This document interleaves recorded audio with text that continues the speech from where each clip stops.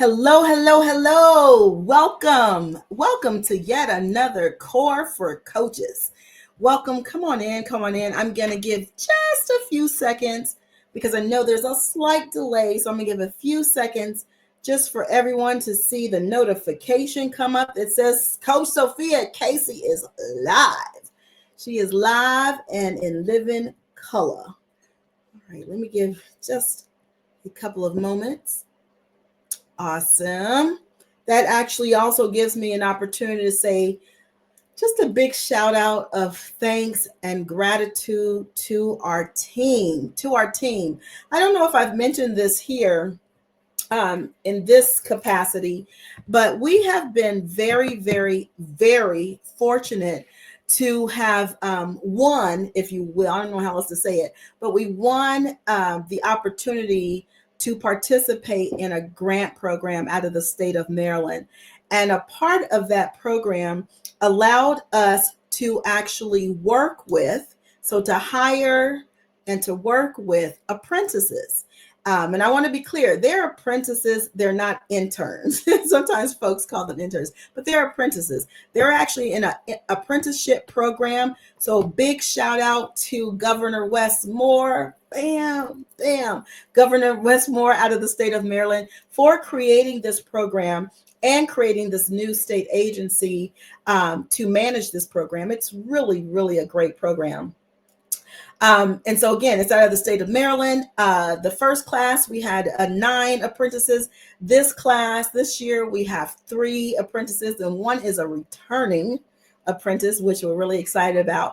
And so I just want to give a shout out to those apprentices, our team members, Charlay, Sharna, and Anaya. And Anaya is the person who's behind the scenes here, who's been chatting with you all these weeks. So will you all help me just put in the chat, high five, and they'll know that that's for them. So high five to Anaya, high five to Sharna, high five to Charlay, and a high five to Governor Wes Moore for creating the program. I'm so grateful. These apprentices, oh my gosh, you all, they have supported us so much. So oftentimes I get asked, oh my gosh, Coach Sophia, you do so much. How do you do all of that? It's because I have support. And I want to encourage you to get some support too.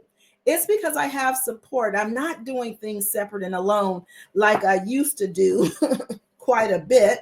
Who can relate, right? You become an entrepreneur, you start your business, and suddenly you have this mindset that I have to do everything by myself. That was me for a number of years because I just didn't know. I didn't know that there were resources available.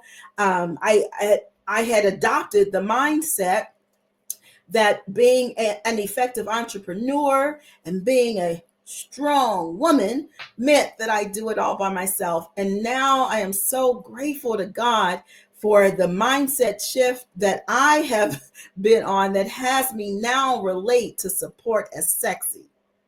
Isn't that cool? Support is sexy. I can't take credit for it. This incredible influencer named Elaine Fluker is the one who invented that saying.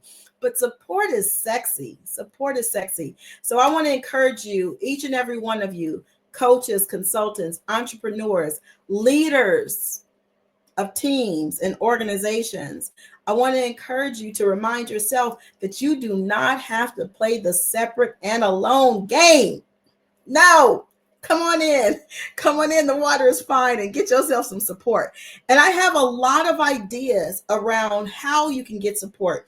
Oftentimes what I hear from new coaches, new entrepreneurs, new managers, new leaders in organizations is that, oh my gosh, well, I don't have the budget to actually hire people to be on my team to support me.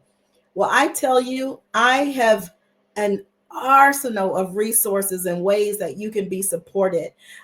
Everywhere from internships to apprenticeships to grant programs, all sorts of ideas. So if you want support in that way, just reach out to me. And actually, the best way to reach out to me is to go to our website. I put it there. Let's see if I can keep track of left and right. just visit our website, iclirising.com. You can connect with me there. Or, of course, you can send me a private message here, right here on LinkedIn. So, all right, enough for that housekeeping stuff. But I just wanted to take that pause to say thank you. Thank you, Sharna. Thank you, Anaya. Thank you, Charlene. I'm so grateful to have you on our team. And we had a rich discussion this morning about innovation. So that's why they're like right here for me. All right. So who am I and why am I all up in your news feed? I am Sophia Casey. I am Sophia Casey. I just want to drink that in. I am Sophia Casey. I love my name.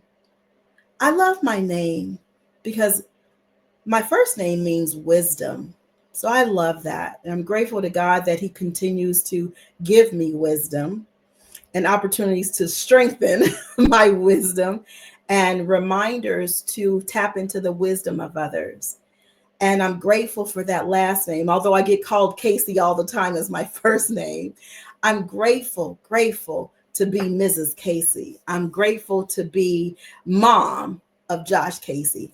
So I am Sophia Casey. I'm a master certified coach. I am a master certified coach and MCC. I slow down on purpose when I say master certified coach because I'm so darn proud of that designation. It is the highest credential in the coaching industry.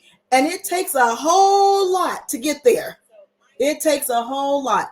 At least 2,500 hours of coaching experience. That means I've coached a whole lot of people. A whole lot of people. Can you imagine? To get to 2,500 hours? And at the time that I applied for my MCC, I had well over 3,000 hours. So it's a lot of work. It's a lot of pouring out. Pouring into others. And I love the work.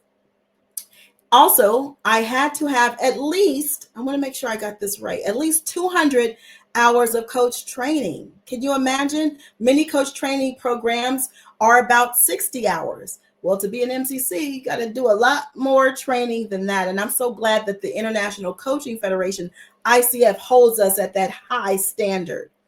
I love that. Thank you, ICF. All my colleagues at ICF. So I'm grateful for that. And of course, you have to pass a performance evaluation, which means you have to submit recordings of you coaching others.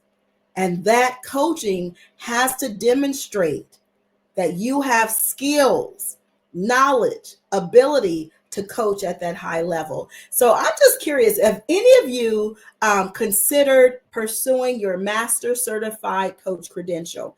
And if not the MCC, have you thought about pursuing the other levels of credentialing? So I work with a lot of coaches. I mentor a lot of coaches around getting their associate certified coach, ACC credential, their professional certified coach, their PCC credential. And of course, I support people around getting their MCC. So I want to know, just put it in the chat. Are you currently an ICF credential coach? If so, say yes. Yes, I am. And let us know what credential level you're at. And if you've thought about becoming a credential coach, let us know that too. I want to know. Okay, so now to what we're actually here to talk about today. It's hard for me not to talk about ICF. It's hard for me not to talk about credentialing. It's hard for me not to talk about supporting coaches with coaching at a high standard so that they're confident in the work that they do. Sorry. I love it. What can I say? So what are we here to talk about today? Today and Core for Coaches. And I want to remind you of what Core stands for in this regard. Core stands for Collaborative Opportunities Rising for Everyone. And I know my team's going to put that across the screen. So why did I title this LinkedIn Live series Core for Coaches?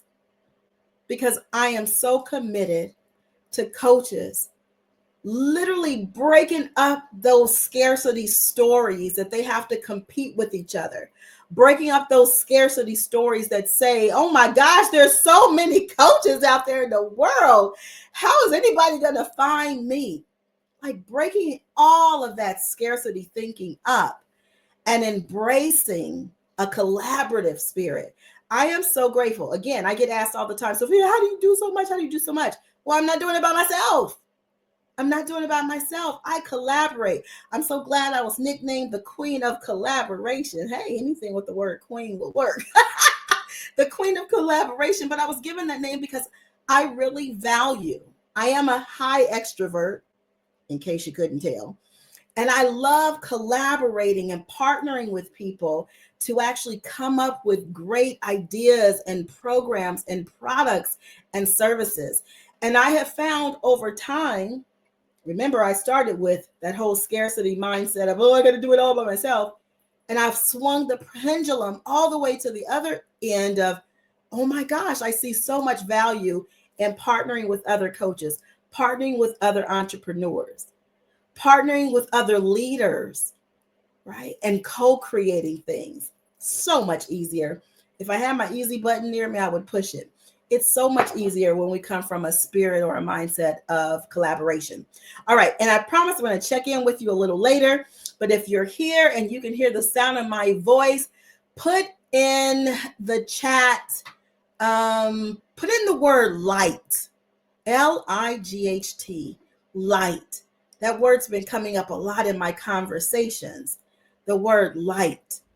I am so grateful for this work because in this work as an executive life coach, in this work as a mentor coach, in this work as an assessor, in this work as an owner of a coach training school, I get the opportunity to shine my light unapologetically. And I want to encourage you all to do the same. So that's a lead in, kind of, sort of, to what we're going to talk about today. And I know we just have a few minutes to be together. I am here every single Tuesday at 1 p.m. Eastern. So last week, I kicked off this series, this conversation around the ICF, the International Coaching Federation, 8 core competencies, right? I've been asked constantly, Sophia, please, will you please just come talk about the core competencies? Just give us a little bit, give us some gems. And of course, you know, you get a lot more when you actually enroll in our programs at ICLI Rising. But I said, yes, I'm happy. I'm always happy to talk about the ICF core competencies. I love the ICF core competencies. I have some favorite core competencies. Don't judge me. Yes, I have favorite core competencies. I am that much of a nerd about this work. So last week, or last time I was here, excuse me, we talked about ICF core competency number 1 around ethics and being a person of integrity in terms of your coaching business. I so appreciate all of your comments. You were just flooding the comments with your thoughts around that. I really highlighted the importance of giving a high quality, a high standard of coaching, no matter what the client is paying you, no matter what that client's rate is, right? No matter what the rate is, you're still going to give your client a high standard, high quality of coaching. And I know you all are out doing that. Those coaches who are not doing that, they're out there. I'm talking about you. So I know that you are doing that. And thank you for doing that. Thank you on behalf of this industry for your commitment to do that. All right. So today I want to dive in just a bit around core competency number 2. If you can hear the sound of my voice, please put the word, not the word, the number 2, put the numeral 2 in the chat. That just lets me know you can hear me. Hey, Coach Serena Cameron. She's here. Thank you so much for being here. If I haven't said hi yet, it's just because I can't quite see you just yet, but I promise to tap in and say hello. Hello, coaches. Thank you for being here. So core competency number 2 is our focus for today. Core competency number 2 is one of my favorite core competencies. I said, don't judge me because I'm a nerd around this stuff. Core competency number 2 is one of my favorites because in the old version of the ICF core competencies, it actually didn't exist. So in 2019, the ICF pulled together a very powerful task force who revamped the core competencies, taking the core competencies down from 11 to 8 and having them really be focused on the behaviors conducive of a coach, of an effective coach.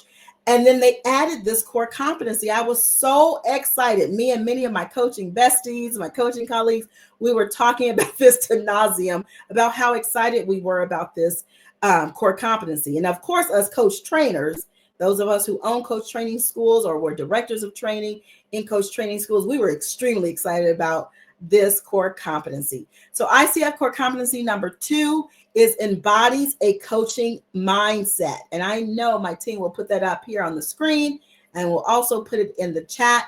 Core competency number 2 is embodies a coaching mindset. And I was so excited about that. Just like I talked about a few moments ago, my mindset around what's possible in terms of getting clients, having people hire me. In the past, I had a scarcity mindset. And then I was able to be supported by my coaches, heard that plural, coaches, every coach should have a coach. I got supported by my coaches. I got supported by my therapist, right? I'm all about a whole bunch of support. Support is sexy. And because of that support, I was able to shift my mindset to one of abundance, to an abundance mindset. And so now I dwell in this belief that there are infinite possibilities out there for me. All the clients that I want and desire, they're out there. I happen to already be working with some of them, right? They're out there. And so I want to encourage you that if you're not operating or coming from a coaching mindset, to really take some copious notes right now. I'm going to challenge you to pay attention to, do I actually embody a coaching mindset? Or am I doing something else? So one of the main things that I want to underscore around this core competency, and the reason that it matters is because great coaching isn't just about mastering the doing. It's not just about mastering the techniques. It's about how you show up for your clients. It's about your being. And somebody please put that in the chat. It's about your being, BEING. So it's more than just talking about mastering the skills and the techniques, right? You're going to come to our coach training school, ICLI Rising. You're going to get all of that, right? You're going to get all of that. And we also focus on how are you showing up in the world? We focus on supporting you with showing up for your clients. We support you around paying attention to, how am I being about this work? How am I being in this coaching session? How does my client actually relate to me? Do they relate to me as like I'm the boss and I'm here to tell them what to do? Excuse me. Or do they relate to me as coach? Excuse me, sorry. Or do they relate to me as coach? Okay. So today I want to focus again on ICF Core Competency number 2, embodies a coaching mindset. It's more than a skill set. Coaching isn't something that we just do. There's a lot of doing in coaching, right? Supporting your client with defining what their goals are, snatching their dreams off the shelf and making them real, putting actions in place, being forward focused, right? We know all the jobs, all the responsibilities of being a coach. It's about supporting that client with moving forward. I'm an American football fan, and I like to say coaching is about supporting the client with advancing the ball. 10 yards, another 10 yards, another 10 yards, right? Until that client actually gets that touchdown. Now, I have to say American, total side note, I have to say American football because my family, they're Jamaican. And when I say football, they say, we're not talking about something that you throw like this. We're talking about a sport where you use your foot, which we call soccer. So I like to say American football. I'm talking about American football. Okay. So again, coaching isn't just something you do. It's a mindset that you actually embody. It's like a lens that you look through in every single client conversation. And for those of you who are leaders in organizations, this is for you too. You, supervisor, you, frontline manager, you who I get to work with a lot, senior manager, you, who I also get to do a lot of work with, you executive manager. It's about you also embodying a coaching mindset and not just be focused on what your team does, all the doing. That's important, right? The bottom line's important. All of that's important. The customer service delivery, all that's important. But what's equally important is the being and you embodying a coaching mindset. So here's some key qualities of a coaching mindset. Okay. Here's some key qualities. Give me just a moment. I want to check in with you, first of all, because I know I'm going really fast. Hi, Coach Tanya Renee. I was just hanging out with her. Hi, Coach Tanya Renee. Tanya Renee is near and dear to her heart. She is a member of our team. Oh my gosh, Rev Kev, good to see you on here, my friend. Thank you. I almost called you Coach. Might be a premonition. All right. Thank you, Rev Kev. Thank you. Anaya. Thank you, Malik. So grateful. So very grateful for all of you. Thank you again. I saw Serena. Thank you so much. So I'm just checking in to make sure. And if you actually have a question for me, just put it there in the chat. My team will make sure that I get the question and I'll do my best. Excuse me. I'll do my best to answer the question. So back to coaching mindset. So I'm going to give you just a few qualities of a coaching mindset. And I'm going to encourage you to put them down there in the chat. So the first quality that you want to have as a coach, as a leader of leaders, as a leader of a team, is you want to have the quality of curiosity. Curiosity is a key quality. So curiosity over certainty. I'm encouraging you to actually get curious, to ask more questions of your client, of your team members, of your peers, to get curious about how they think, what are their ideas. So curiosity over certainty. You want to ask and explore and wonder, like, oh, you know how toddlers do, like, they're so curious. They're all in there looking at all the toys. When you meet a toddler, what do? They don't sit there and say that they are the boss of you and start telling you what to do. No. Well, sometimes in that little 2-year-old stage, but that's another story for another time. What do toddlers do and how do they show up? We talk about this in our coach training program all the time. They show up as like literally just a combustion of wonder and curiosity and exploration. So a big part of embodying a coaching mindset says that I'm going to be curious. I'm not going to have it in my mind that I know all the answers. I'm not going to tell my client that I have all the answers. I'm going to be curious about what makes them jump out of bed in the morning. I'm going to get curious and invite them to explore where are they being stopped. Right? Okay, that's the first quality. Second quality, an openness to learning. A big part of the way that the ICF supports us as coaches is that the ICF is always in ICF chapters. Shout out to my 2 chapters, ICF South Florida and ICF Metro DC. So the ICF chapters, the ICF organization is always providing resources and courses and programs. And of course, us coach training school owners, we're always doing that as well. So the second quality to actually embrace and embody a coaching mindset is to be open to learning. As a coach, as a leader, I see myself as a forever learner. I am always learning, and I happen to love that. I was a school teacher for a very long time, can you tell?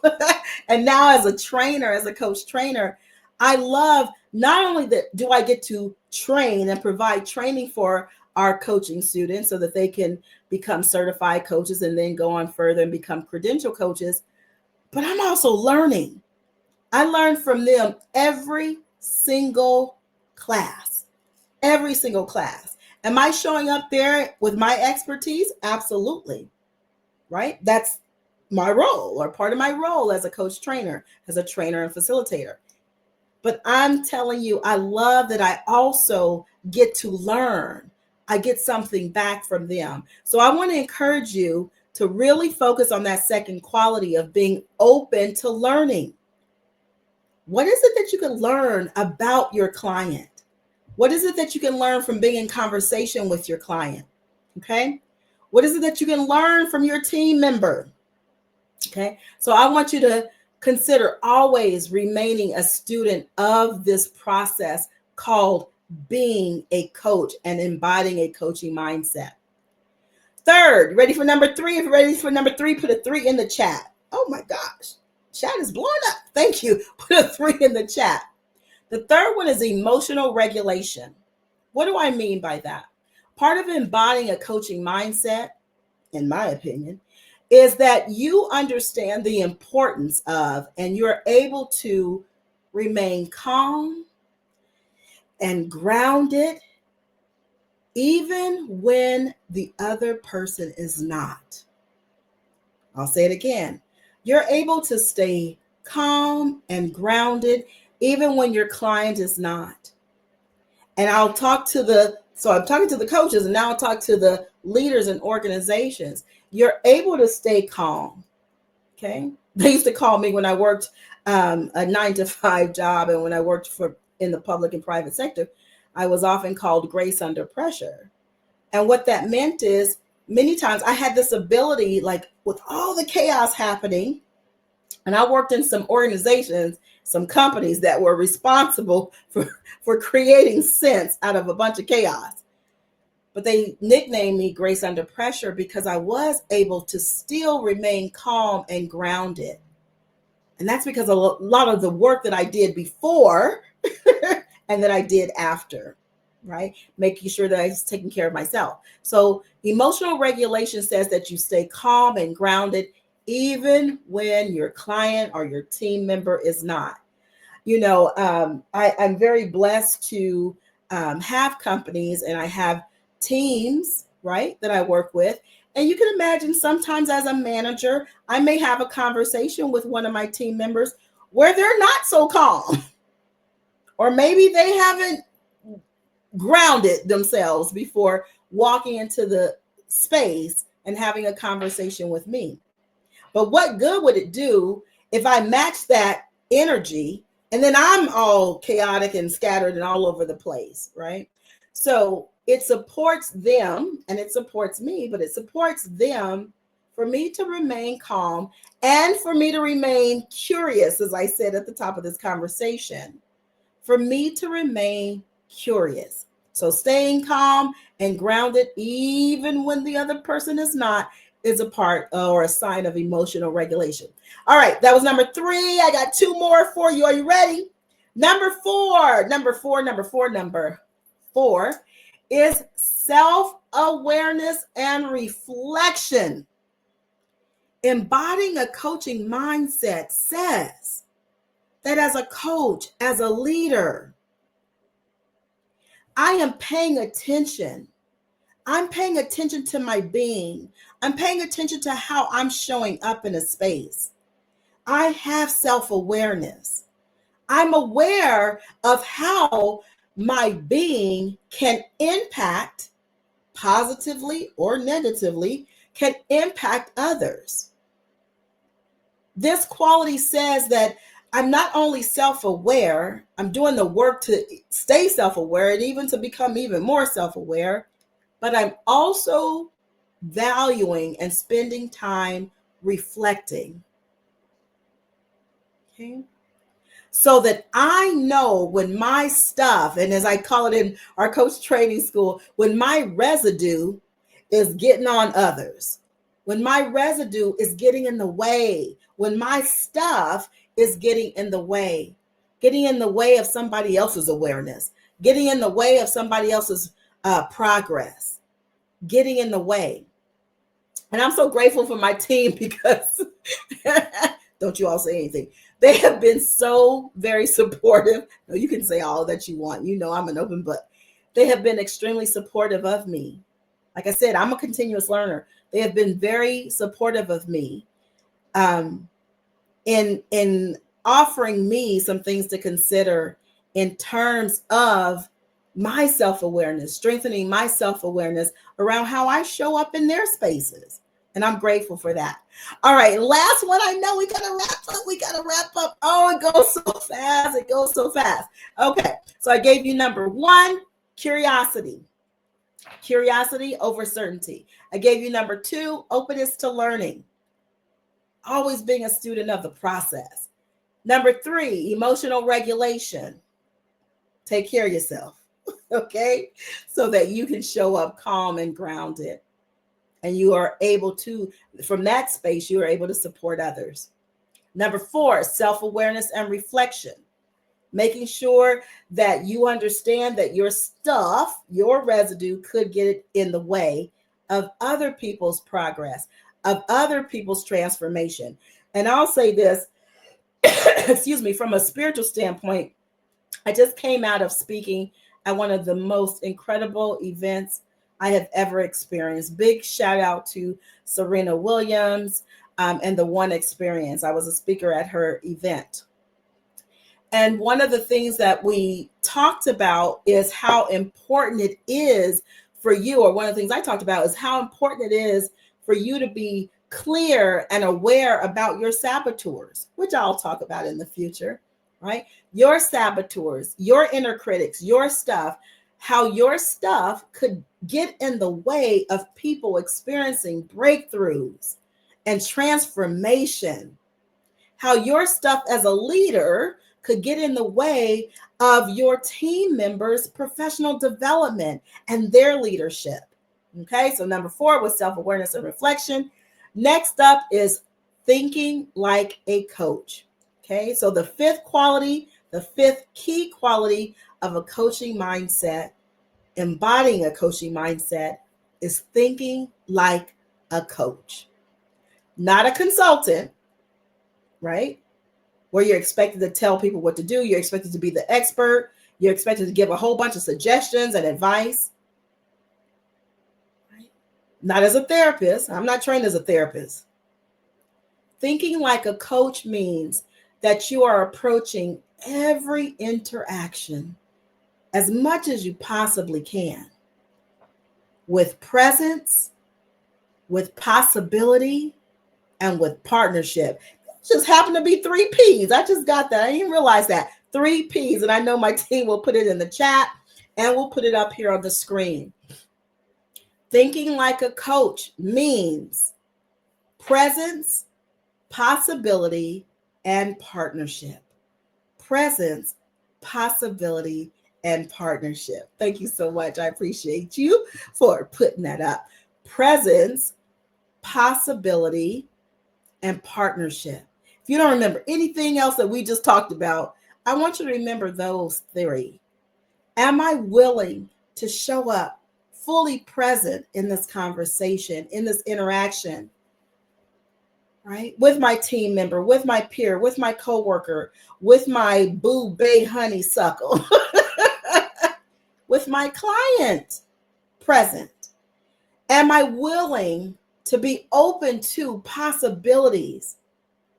That's why I'm so wedded to collaboration. Am I willing to be open to possibility, creating possibility? And as a coach, am I willing to take care of myself enough and have enough self-awareness that I don't get in the way of my client's possibility or possibilities? And finally, partnership. Am I willing to partner with the other person, especially at the time that we find ourselves in right now? And I know you know what I mean. Partnership is important. Am I going to go into this conversation ready for a fight? Can tell I was raised with boys, brothers, right? And very powerful women. Yeah, okay. Am I going into the conversation, the relationship in that way? Or am I going into the conversation, the relationship in partnership, looking for what win-wins we can create? Okay. All right. I know that I have to wrap up. I am so grateful. I'm grateful for your time. I'm grateful for your participation. I'm grateful for you blowing up those comments. I'm grateful. If you watch this on the replay, please let us know. Let me know. Let me know what nuggets really resonated with you. I'll be back next week talking about ICF Core Competency number 3. Ooh, super important. It's about being clear about the agreements, being clear about your client's coaching requests. So I'll be back to talk about core competency number 3.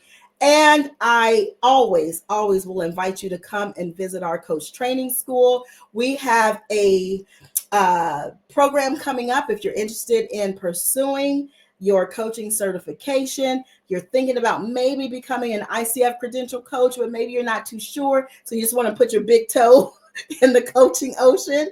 We have a program for you called the Certificate in the Foundations of Coaching. The Certificate in the Foundations of Coaching. That next cohort starts on May 9th, and we'd love to have you in the room. Thanks again for being here, Coach. Thank you for embodying a coaching mindset, leader. Thank you, coach leaders. Thank you, leader coaches. Ciao for now.